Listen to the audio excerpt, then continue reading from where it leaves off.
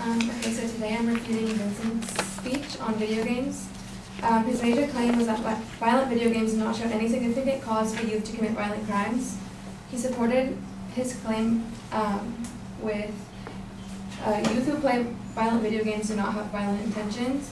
Video games serve purposes that are not related to violence, and there is little correlation between links of video games and violent behavior. So back to his first secondary claim. My response is that video games do contribute to youth violence. So the advocate uses two mass shooting examples to back up his claims, and this is the only evidence he uses to support his claims. He states that in both the Columbine and Sandy Hook shootings, video games played no part in influencing the shooters when in fact they did. The shooters from the Columbine massacre were outcasts, like the advocate stated, but that wasn't the only reason why the shooting happened.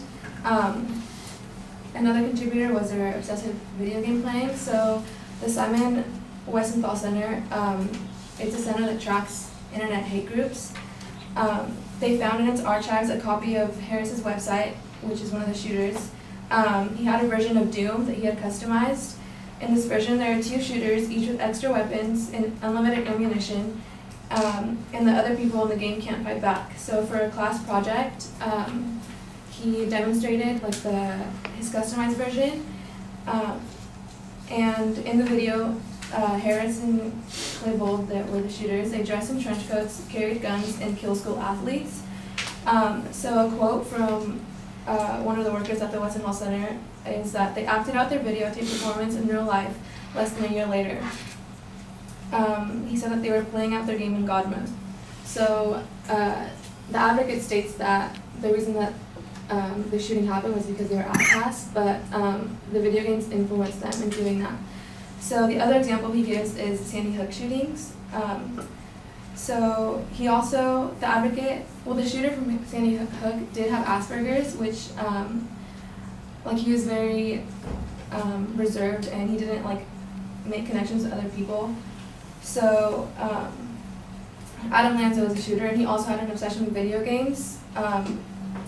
The advocate states that it's unfair to say that video games were a part because the only game he played was Dance Dance Revolution. But what a lot of people fail to mention is that they found a PC game called School Shooter, and this game was the other example of the Columbine massacre, which the player in the game goes into schools and shoots people. So both examples show the advocate doesn't have enough evidence to prove a secondary claim. And moving on to my response to his secondary claim, my response is that although video games serve other purposes than violence, they impact interpersonal and behavioral skills.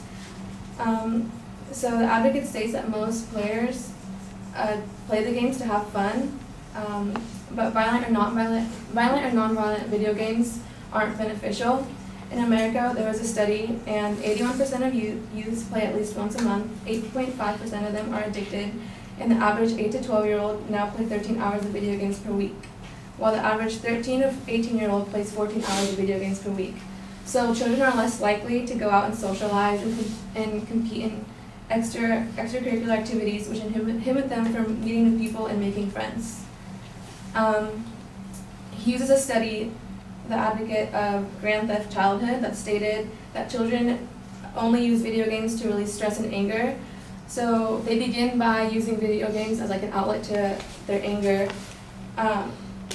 and then after that they begin to adopt more violent ways. So there was a study done in Singapore, and in the study, children ages 8 to 17 who play a lot of violent video games showed an increase in aggressive behavior, such as hitting, shoving, and pushing.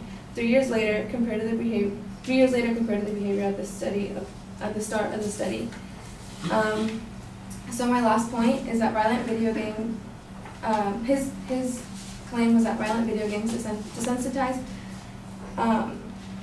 There's no correlation between video games and crimes. So my response is that violent video games desensitize players to real-life violence.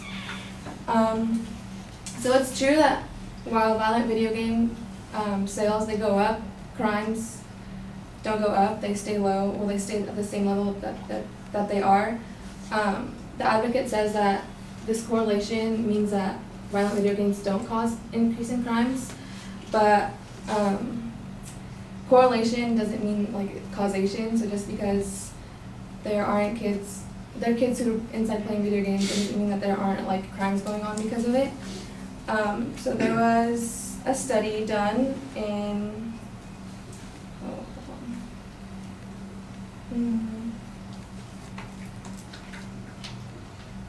there was a study done, I think it was at USC, and the author acknowledges that the data is not strong enough to make the argument that video games decrease crime or that society becomes markedly safer when large numbers of people are indoors playing video games.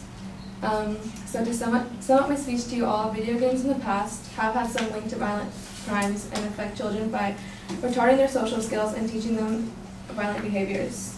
So the advocate claim isn't supported with insufficient and invalid evidence. Thank you.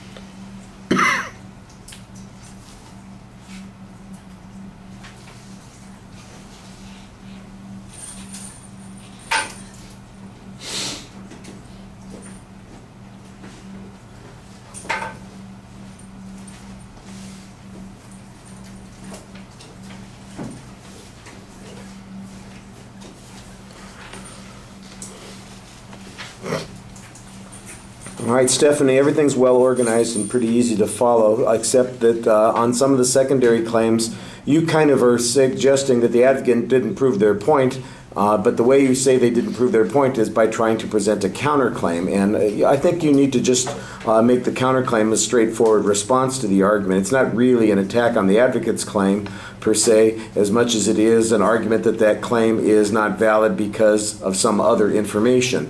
The one place where I think you are a little bit more specific is on the advocate's challenge on the first point with the two examples of the Columbine and the Sandy Hook shootings. In this particular case, you attempt to show that both cases the shooters were influenced by video games, and I think that you give us enough clues to suggest that there may be a connection with that. The one on Sandy Hook, though, the advocate says the only game they played was Dance Dance Revolution, and you say, well, there was a PC game found called School Shooter. And I'm going, okay, where was this game found? Was it found in the shooter's possession? Had the shooter played this? And where's your proof on this particular point? Because I'm not sure what the advocate evidence was on this. They made that claim, but I don't remember a source citation on it, and I don't get a source citation here. So how am I supposed to compare two contradictory facts without any source on that particular point? So I thought that was a little bit problematic. On the idea that there are other purposes, I think that you know that. You talk about how violence is being impacted. It affects their skills. It affects their ability to socialize. This, again, is another counterclaim. It's not so much that it disproves their claim, but it gives another explanation as to why their argument might be insufficient, because you're kind of refuting a refutation as it works. The advocate is really kind of refuting an argument, and you're kind of refuting his refutation of that. And occasionally you really support a claim that would support the original hidden proposition or claim, and I think that you shouldn't be afraid of making those arguments. Go ahead and do that. I think you do that a little bit more on this point than on any of the other points, suggesting that desensitization and lack of socialization are issues that are in fact important. And then you've got a study that talks about how it increases aggressive behavior. So go ahead and be a little bit more declarative in your position on that issue. I think you'll be fine. On the third point, the correlation causation argument, well, I didn't hear the data that the advocate presented. You didn't present any data. You got a vague reference to some research, and the research that you show basically says we can't prove the point that I'm trying to make, but that doesn't necessarily disprove the point that the advocate was making. So that was a little bit confusing. All right, thank you.